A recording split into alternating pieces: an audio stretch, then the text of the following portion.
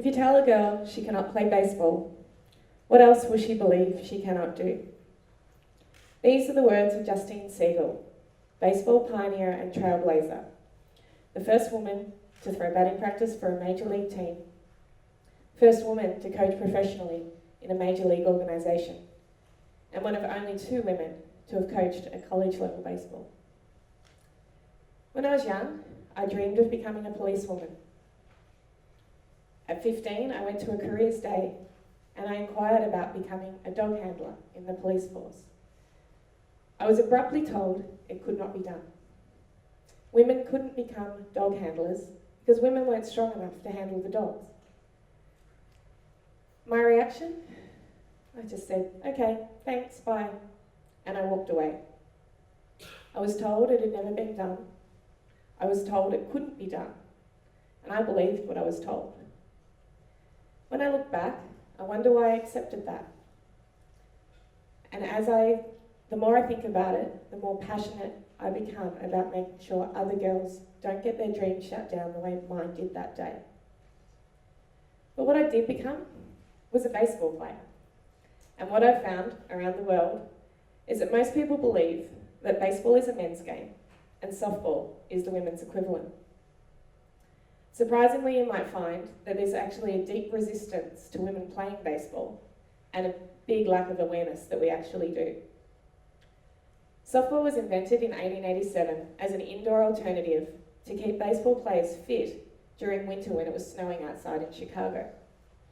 Gradually, the game went outdoors and women started to adopt it as their own. But nobody could say that baseball or that softball is a deliberately modified game of baseball for women, because just look at these hands. Who would make the ball bigger when our hands are so much smaller?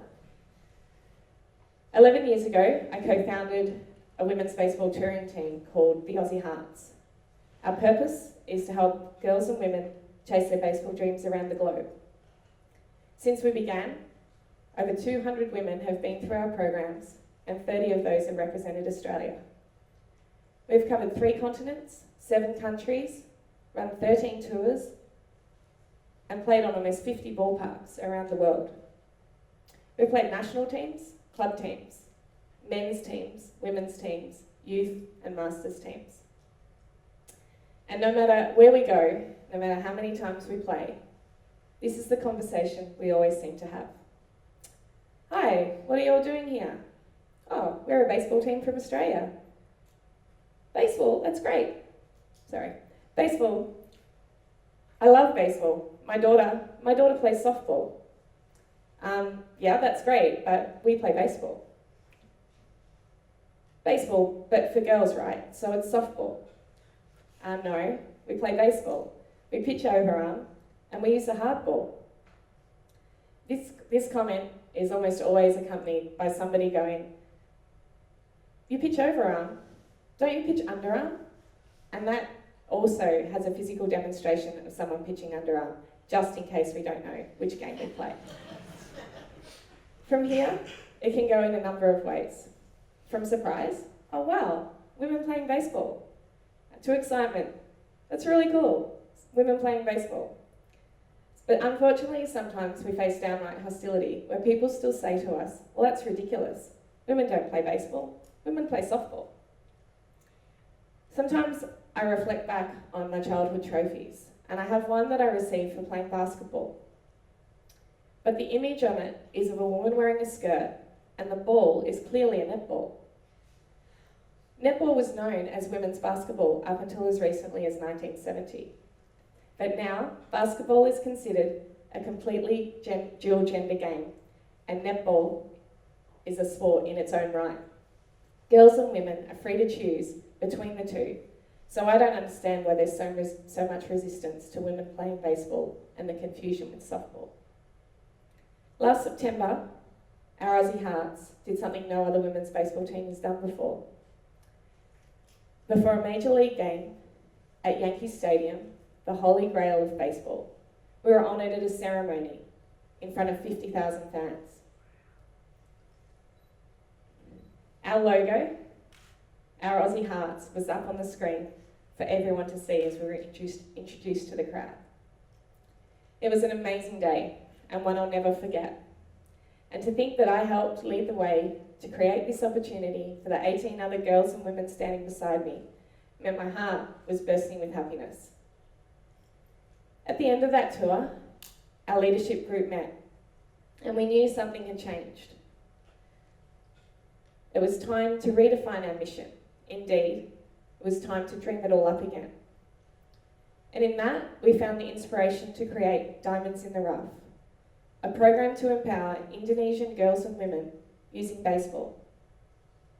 We believe that every girl and woman has the right to chase their dream and to be celebrated for their effort, especially in countries where there are still such strong traditional notions about what girls and women can and cannot do.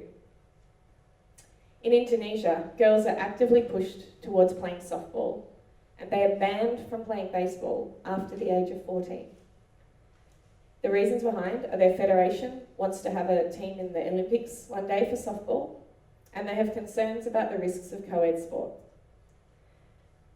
Now, while these are both really well-intentioned reasons, all they do is reinforce the status quo of what girls and women can and cannot do. So Diamonds in the Rough uses that traditional male sport of baseball to show Indonesian girls and women that they have choices other than those that society dictates. That if there's something that they wish to do, that they should have the right to go and chase their dream. The program involves members of our Australian women's national team, they're called the Emeralds, first coaching and mentoring Indonesian girls aged 10 to 14, and then playing exhibition games against local men's teams. The exhibition games serve to demonstrate a level playing field where men and women can compete, not as men versus women, but as player versus player, team versus team, and people playing the game they love. Catching and throwing the same ball, running the same bases. The visual impact of men and women playing on the same diamond is a powerful tool for changing hearts and minds about gender stereotypes. Not only for the girls and women who play, but for the men and boys who also need to champion this change. Using sport to challenge gender bias creates a mental mind shift for people. Seeing something that isn't usual or something they haven't seen before opens their eyes to other possibilities. And this is what the Aussie Hearts promote and advocate for every time we deliver, every time we play, and every time we go on tour. Changing perceptions about what is possible. At first, the perceptions we changed were largely our own, about who we were and what we could achieve through effort, teamwork, and belief. But then we saw that our programs changed other people's lives. And when we evaluated our first program of Diamonds in the Rough, we were encouraged to see the immediate impact that we made on the 50 Indonesian girls that participated in Jakarta. What we found was that there was a 10% increase in the number of girls who believed they would be able to reach their goals. That's 5 more girls more likely to achieve. And we saw a 28% rise in the number of girls who would be happy to meet somebody like themselves. That's 14 more girls with greater self-belief and confidence directly due to the Aussie Hearts and the Diamonds in the Rough program. So as we stood there that day, 100 foot tall, on a giant video screen in baseball's most celebrated city, we knew that our measures of success had changed. From scoring runs and winning games, it was now about how many more girls we could empower. Aussie Hearts will always influence change through baseball, and we will continue to support each of our Diamonds in the Rough, whether it be baseball dreams or life dreams, to allow her to step up to the plate. Thank you.